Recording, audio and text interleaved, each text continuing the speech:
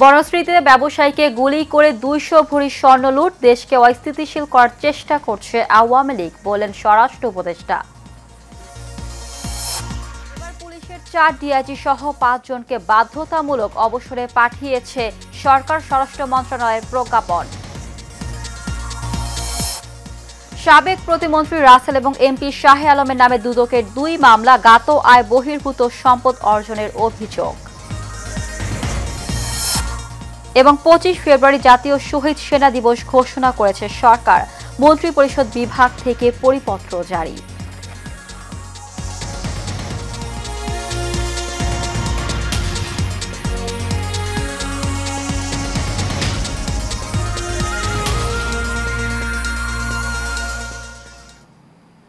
স্বাগত এশিয়ান নিউজে, সঙ্গে আছে আমি জেসমিন ইভা। শুনছিলেন বিআরবি কেবল ইন্ডাস্ট্রিজ লিমিটেড সংবাদ শিরোনাম। এবার চলে যাব পুরো খবরে।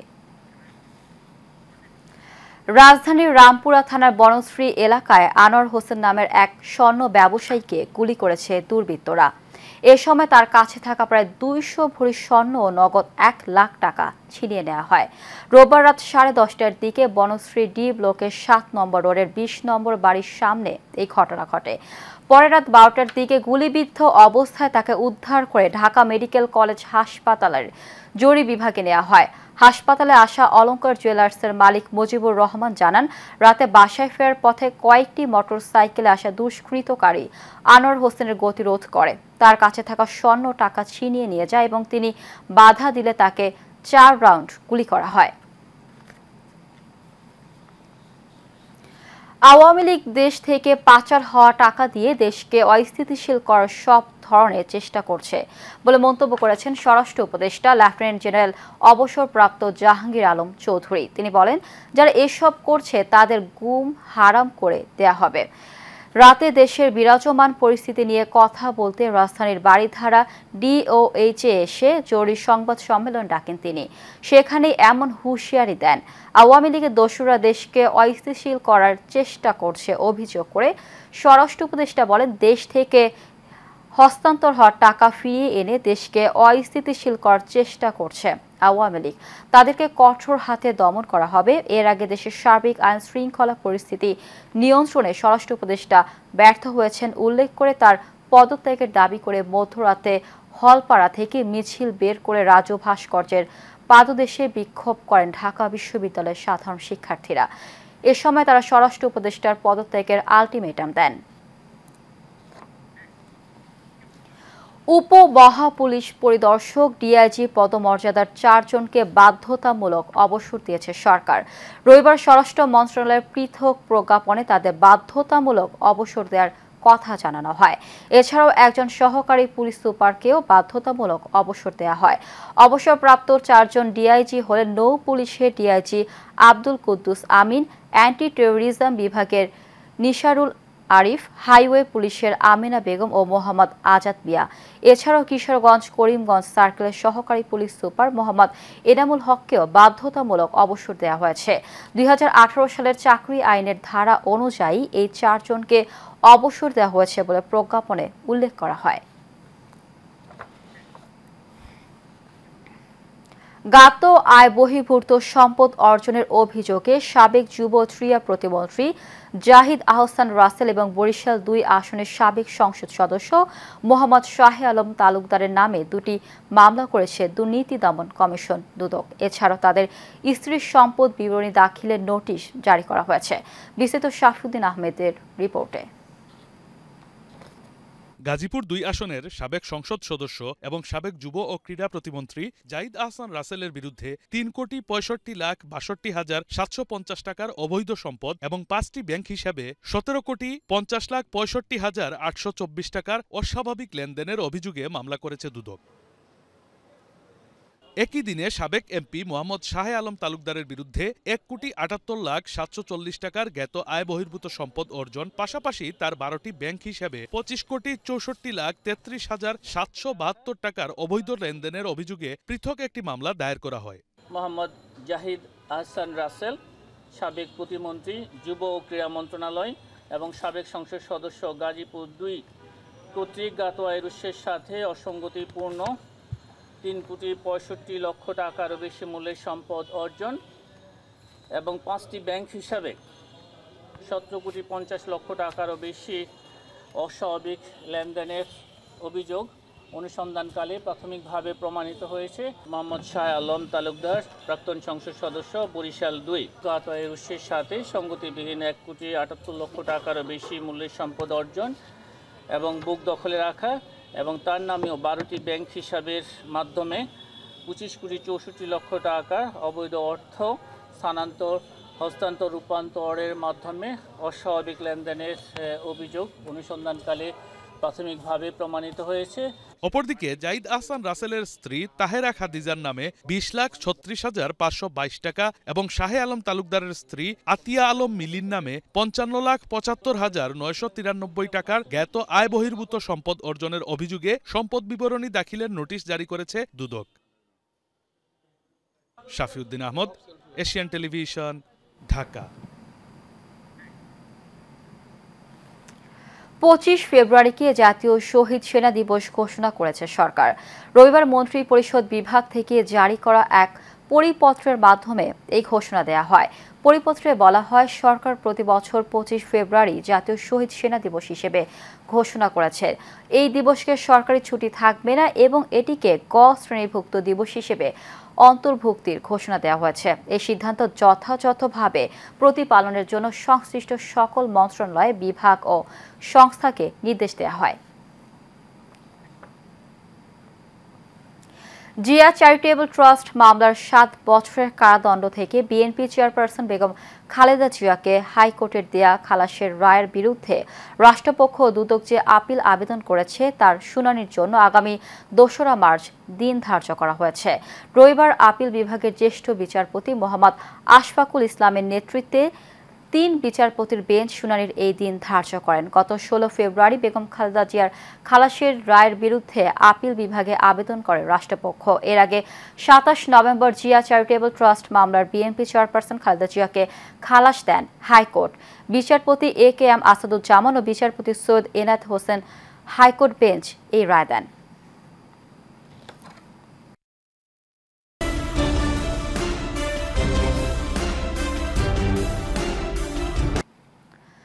জামালপুরের সরিষাবাড়িতে গাছ কাটা ও জমি সংক্রান্ত বিরোধে কুপিয়ে হাত পা বিচ্ছিন্ন করে হত্যার 1 মাস পর হবিগঞ্জ থেকে প্রধান আসামি আসাদুজ্জামান আপিলকে গ্রেফতার করেছে পুলিশ। পুলিশ সুপারের কার্যালয়ে সংবাদ সম্মেলনে এই সব তথ্য জানায় police super Syed Rafiqul Islam. Police super জানান, গত 17 জানুয়ারি সরিষাবাড়ি উপজেলার তারাকান্দি উত্তরপাড়া এলাকায় আতাউর রহমান বিপুলকে কুপিয়ে হাত পা বিচ্ছিন্ন করে হত্যা করা হয়। পরে বিপুলের ভাই থানায় মামলা করলে 6 আসামিকে গ্রেফতার করা হয়। তথ্য প্রযুক্তির সহযোগিতায় প্রধান আসামি আসাদুজ্জামান আপিলকে হবিগঞ্জ থেকে গ্রেফতার করে গোয়েন্দা পুলিশ।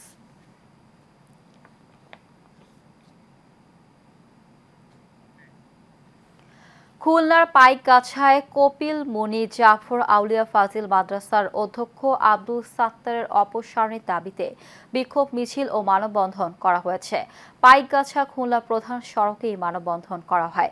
এ সময় বক্তব্য রাখেন জমিদাতা শেখ শাহাজুদ্দিন, কপিল মুনি প্রেস ক্লাবের আহ্বায়ক HM শফিউল ইসলাম, জমিদাতা শেখ ইউনুস আলী সহ অনেকে। বক্তারা আব্দুল সাত্তারের দুর্নীতি, অনিয়ম ও মাদ্রাসা ধ্বংসের মাস্টারমাইন্ড আখ্যা দিয়ে অপসারণের দাবি করেন। মানববন্ধন চলাকালে অধ্যক্ষ আব্দুল সাত্তার পালিয়ে যায়।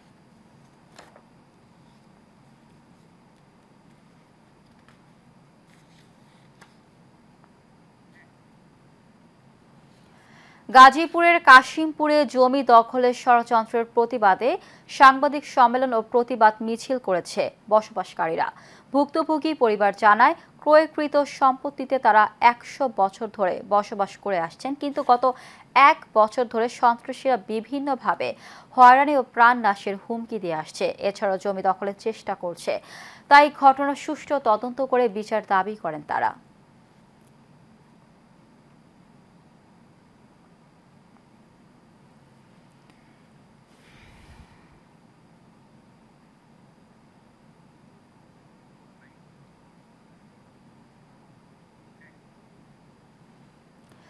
কুড়িগ্রামের ভুরুঙ্গামারীতে বৈষম্য বিরোধী ছাত্র আন্দোলনের পক্ষপাত দুষ্ট কমিটি অবাঞ্ছিত ঘোষণা ও গণপদত্যাগ কর্মসূচি বিষয়ক সংবাদ সম্মেলন করা হয়েছে।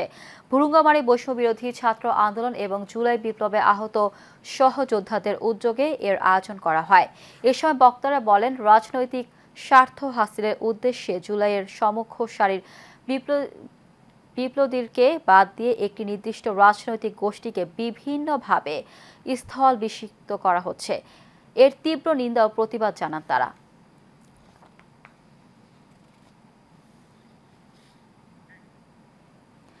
কুড়িগ্রামের নাগেশ্বরীতে বাংলাদেশ স্কাউটস এর আয়োজনে স্কাউট প্রতিষ্ঠাতা ব্যাডেন পলওয়েলের জন্মবার্ষিকী ও ভিপি দিবস উপলক্ষে আলোচনা সভা এবং গ্রুপ ভিত্তিক স্কাউটিং কার্যক্রম হয়েছে।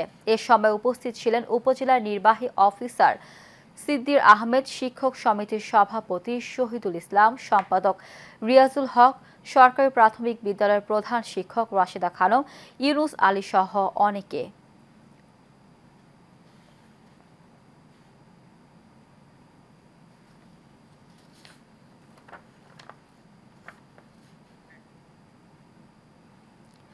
বগুড়ার শিবগঞ্জে কোল্ড স্টোরেজের ভাড়া বৃদ্ধির প্রতিবাদে মানববন্ধন করা হয়েছে।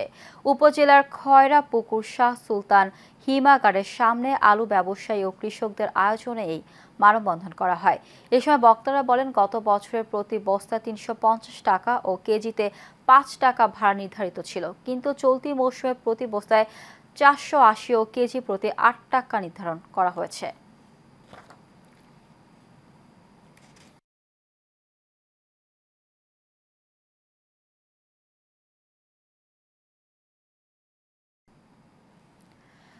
ব্রাহ্মণবাড়িয়ার বাঞ্চারামপুরের মরহুম জাকির হোসেন স্মৃতি ক্রিকেট প্রীতি ম্যাচ হয়েছে।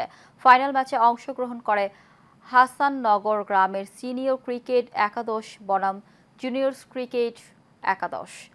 দড়িকান্দি বাড্ডা আঞ্জামুন্নেসা উচ্চ বিদ্যালয়ে আব্দুল হামিদ মাস্টারের সভাপতিত্বে প্রধান অতিথি ছিলেন তেজখালী ইউনিয়ন উচ্চ বিদ্যালয়ের সভাপতি আবুর রাজ্জাক শিশু। বিশেষ অতিথি ছিলেন সমাজসেবক মহসিন ইসলাম সুমন, লন্ডন প্রবাসী কামাল মিয়া, জহিরুল ইসলাম জকি ও মোহাম্মদ আমিন মিয়া সহ অনেকে।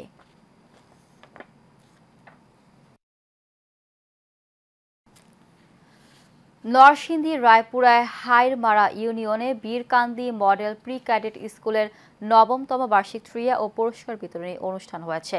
ডাক্তার মোহাম্মদ মোজাম্মেল হক বাদলের সভাপতিত্বে প্রধান অতিথি ছিলেন উপজেলা শিক্ষা অফিসার মোহাম্মদ সোহরাব হোসেন। প্রধান আলোচক হিসেবে বক্তব্য রাখেন Bangladesh kindergarten and pre cadet school ফাউন্ডেশনের রায়পুরা উপজেলার সভাপতি মোহাম্মদ আবদুল্লাহ আল মামুন। সার্বিক সহযোগিতায় ছিলেন বিদ্যালয়ের পরিচালনা কমিটির সাধারণ সম্পাদক সফর উদ্দিন শিকদার।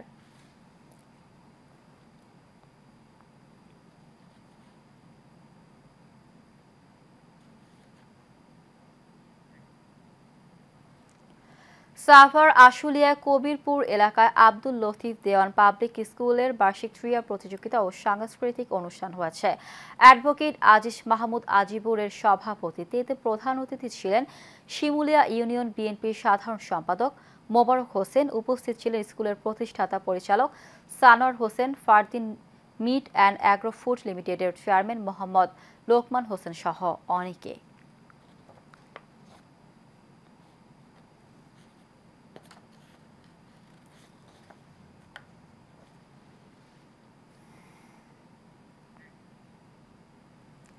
কুমিল্লার মনোহরগঞ্জে হাজিপুরা বালিকা দাখিল মাদ্রাসায় বার্ষিক খতমে কোরআন ও দোয়া মাহফিল হয়েছে। হাজিপুরা বালিকা দাখিল মাদ্রাসার মাঠে ওই মাহফিল হয়। এতে প্রধান অতিথি ছিলেন দৈনিক আজকের জীবন পত্রিকার প্রকাশক ও সম্পাদক শফিকুর রহমান শফিক।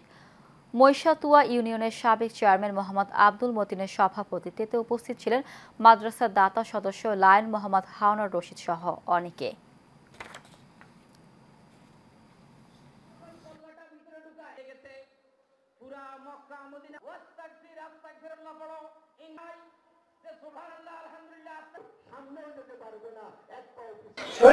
সরকার সেদিন ওই সকল অনুষ্ঠানে বাধা দিয়েছিল, ইসলামী অনুষ্ঠান করতে দেয় নাই, ইসলামের আলোচনা করতে দেয় নাই। আমি আজকে ওই সকল কুকর্মের তীব্র তাদের পাপের প্রায়শ্চিত্ত তারা এই সমাজ থেকে উৎখাত হয়েছে। আল্লাহ যাতে এই ধরনের নিকৃষ্ট স্বৈরাচার যাতে সৃষ্টি না হয়। নোয়াখালীর কবিরহাট উপজেলায় বিক্ষোভ মিছিল ও সমাবেশ করেছে জাতীয় সমাজতান্ত্রিক দল জেএসডি। কবিরহাট সরকারি মডেল উচ্চ বিদ্যালয়ের প্রাঙ্গণ থেকে শুরু হয়ে মিছিলটি কবিরহাট বাজারের বিভিন্ন সড়ক প্রদক্ষিণ করে। পরে কবিরহাট 0 পয়েন্টে অনুষ্ঠিত সমাবেশে বক্তব্য রাখেন জেএসডির সিনিয়র যুগ্ম সম্পাদক কামাল উদ্দিন পাটোয়ারি, জেএসডির কেন্দ্রীয় কমিটির সাংগঠনিক সম্পাদক আনারুল কবির মানিক সহ অনেকে। নোয়াখালী জেলার সাংবাদিকদের সাথে মতবিনিময় করেছে বেলজিয়াম বিএনপির সাধারণ সম্পাদক ইকবাল হোসেন বাবু। জেলা শহরের একটি রেস্টুরেন্টে এই মতবিনিময় সভা হয়। সভায় ইকবাল হোসেন বাবু সাংবাদিকদের স্বাধীনভাবে বস্তুনিষ্ঠ সত্য প্রকাশ করার আহ্বান জানায়। সেই সাথে নিরাপদ জীবনযাপন ও সুন্দর পরিবেশ গড়ে তুলতে কাজ করার অঙ্গীকার করেন তিনি।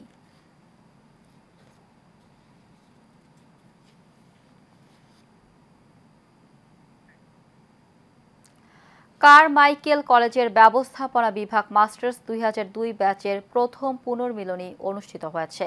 কারমাইকেল কলেজ শাখার ব্যবস্থাপনা বিভাগের বিভাগীয় প্রধান শাহজাহান নাসির প্রধান অতিথি হিসেবে উপস্থিত থেকে অনুষ্ঠানটির উদ্বোধন করেন।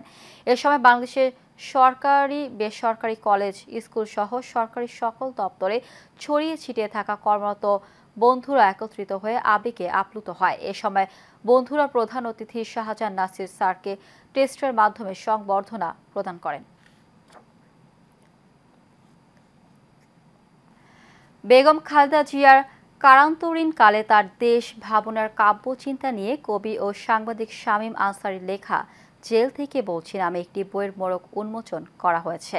বাংলা একাডেমি বইমেলার গ্রন্থ উন্মোচন মঞ্চে বইটির মোড়ক উন্মোচন করে বিএনপি জাতীয় নির্বাহী কমিটির সদস্য অ্যাডভোকেট শাহান আক্তার শানু ও বিশিষ্ট কবি মাহমুদুল হাসান নিজামী। এ সময় উপস্থিত ছিলেন সাংবাদিক এম নাসির উদ্দিন, ফেনী সদর উপজেলা ছাত্রদলের সাবেক আহ্বায়ক দেলোয়ার হোসেন সহ অনেকে।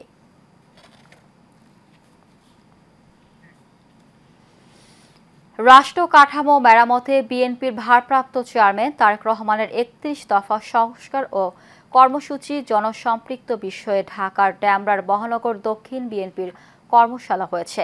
ডেমরা থানা বিএনপির আয়োজনে সারুলিয়া গরুর হাট মাঠে এই কর্মশালা হয়। এতে প্রধান অতিথি হিসেবে উপস্থিত থেকে 31 দফা দাবি উপস্থাপন করেন বিএনপি চেয়ারপারসনের উপদেষ্টা কাউন্সিলের সদস্য ইসমাইল জবিউল্লাহ। বিশেষ অতিথি ছিলেন বিএনপির বাণিজ্য বিষয়ক সম্পাদক সালাউদ্দিন আহমেদ সহ অনেকে।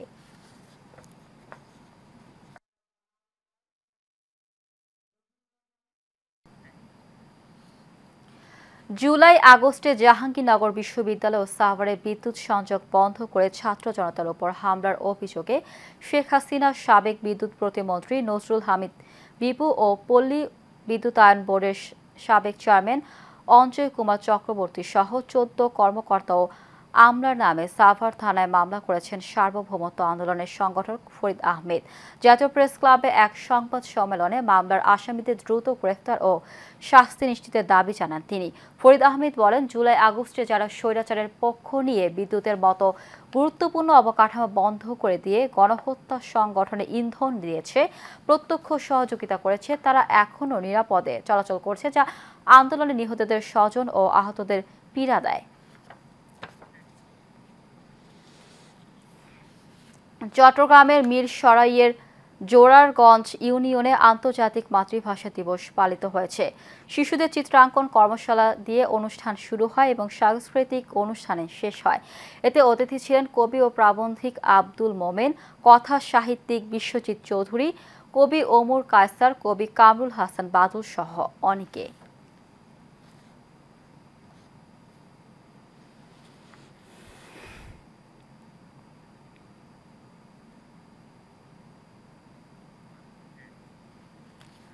চট্টগ্রামে তরুণ উদ্ভাবকদের উৎসাহিত ও সম্পৃক্ত করতে আইসিটি ডিভিশনের আওতাধীন স্টার্ট আপ বাংলাদেশ লিমিটেডের আয়োজনে ইয়ুথ স্টার্ট আপ সামিট অনুষ্ঠিত হয়েছে। দিনব্যাপী চিটাগং ইন্ডিপেন্ডেন্ট ইউনিভার্সিটিতে ইয়ুথ ইনোভেশন চ্যালেঞ্জের চট্টগ্রাম পর্বে প্রধান অতিথি ছিলেন তথ্য ও যোগাযোগ প্রযুক্তি বিভাগের সচিব শীর্ষ হায়দার চৌধুরী। বিশেষ অতিথি ছিলেন চিটাগং ইন্ডিপেন্ডেন্ট ইউনিভার্সিটির বিজনেস স্কুলের ডিন ডক্টর সৈয়দ মঞ্জুর কাদের সহ আরও অনেকে।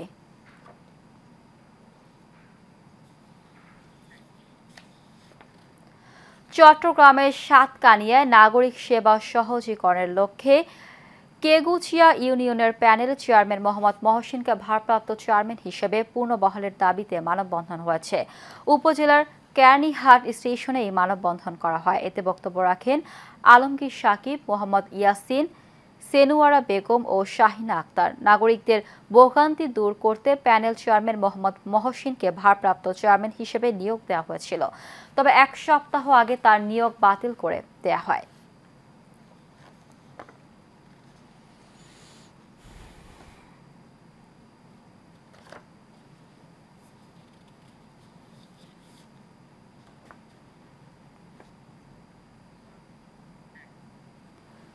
চট্টগ্রামের লোহাগাড়া পদুয়ায় প্রবাসী আবুল হাশেমের বিরুদ্ধে হয়রানিমূলক মিথ্যা মামলা প্রত্যাহার ও সন্ত্রাসীদের শাস্তির দাবিতে সংবাদ সম্মেলন করেছে ভুক্তভোগী পরিবারের সদস্যরা।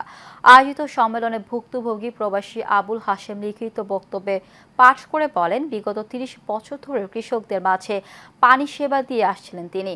প্রবাসে থাকাকালীন সময় কৃষক আজিজকে স্কিমটি দেখাশোনার দায়িত্ব দেওয়া হয়। এই সুযোগে আওয়ামী লীগ সন্ত্রাসীদের সহযোগিতায় স্কিমটি দখল করে এবং মেশিনটিও লুট করে নিয়ে যায়।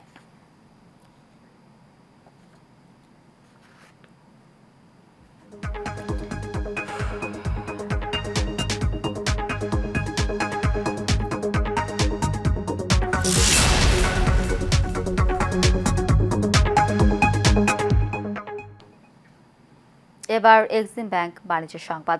গ্রাহকদের আস্থা, বিশ্বাস এবং ভালোবাসা নিয়ে সানসেট বিন্দু রুফটপ এবং বাজেট লাউঞ্জ প্রতিটি জেলায় অন্তত একটি করে শাখা করার ঘোষণা দেন প্রতিষ্ঠানটির চেয়ারম্যান মিরাজুল ইসলাম মৃধা। খাবারের গুণগত মান শতভাগ ঠিক রাখার পাশাপাশি কর্মসংস্থানের সুযোগ সৃষ্টি করাই তার মূল লক্ষ্য বলে জানান তিনি। সাইফুল ইসলাম ননের রিপোর্ট। সুস্বাদু খাবার এবং দৃষ্টিনন্দন ইন্টেরিয়র, মনোরম পরিবেশ এর অতিথিয়তায় সানসেট বিনস রুফটপ এখন মিরপুর পল্লবীতে নানা আয়োজনের মধ্য দিয়ে উদ্বোধন করা হয় অত্যাধুনিক এই রেস্তোরাঁর। জনপ্রিয় তারকাদের আড্ডায় জমে উঠে পুরো অনুষ্ঠান। গ্রাহকদের আস্থা অর্জনের পাশাপাশি সানসেট বিনস রুফটপ অনেক দূর এগিয়ে যাবে বলে প্রত্যাশা করেন অতিথিরা। এটা ডেকোরেশন, ইনফ্রাস্ট্রাকচার আমি মনে করি বিশ্বের যে কোনো রেস্টুরেন্টের সাথে কম্পিট করার মতো। সানসেট বিন হচ্ছে উত্তরা এবং মিরপুরের মধ্যে one of the best biggest rooftop. তো সানসেট বিনের ওনারকে রিকোয়েস্ট করব যেন আমাদের পুরান ঢাকায় এইরকম একটা বড় রুফটপ করে। আমার খুবই আশা হয় বাফেট লঞ্চে, এবং আজকে ভালো লাগছে যে এক ছাদের নিচে মানুষ একটা বাফেটের জায়গাও পাবে এবং সানসেট বিনস নামের যে ক্যাফেটা এটাও পাবে। মানুষ দুইটার স্বাদই উপভোগ করতে পারবে। তাদের জন্য অনেক শুভকামনা আমার পক্ষ থেকে। সততার সাথে ব্যবসা পরিচালনা করে গ্রাহকদের আস্থা ধরে রাখার প্রত্যয় ব্যক্ত করলেন রেস্তোরাঁর স্বত্বাধিকারী।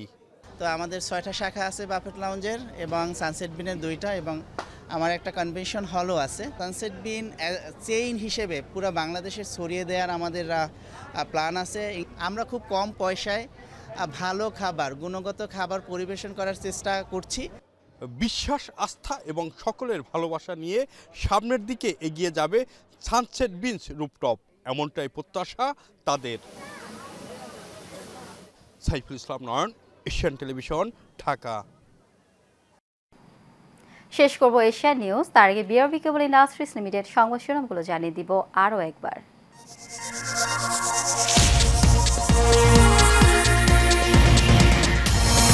বনশ্রীতে ব্যবসায়ীকে গুলি করে 200 ভরি স্বর্ণ লুট, দেশকে অস্থিতিশীল করার চেষ্টা করছে আওয়ামী লীগ, বলেন স্বরাষ্ট্র উপদেষ্টা। এবার পুলিশের 4 ডিআইজি সহ 5 জনকে বাধ্যতামূলক অবসরে পাঠিয়েছে সরকার, স্বরাষ্ট্র মন্ত্রণালয়ের প্রজ্ঞাপন। সাবেক প্রতিমন্ত্রী রাসেল এবং এমপি শাহে আলমের নামে দুদকের 2 মামলা, জ্ঞাত আয় বহির্ভূত সম্পদ অর্জনের অভিযোগ। এবং 25 ফেব্রুয়ারি জাতীয় শহীদ সেনা দিবস ঘোষণা করেছে সরকার, মন্ত্রিপরিষদ বিভাগ থেকে পরিপত্র জারি।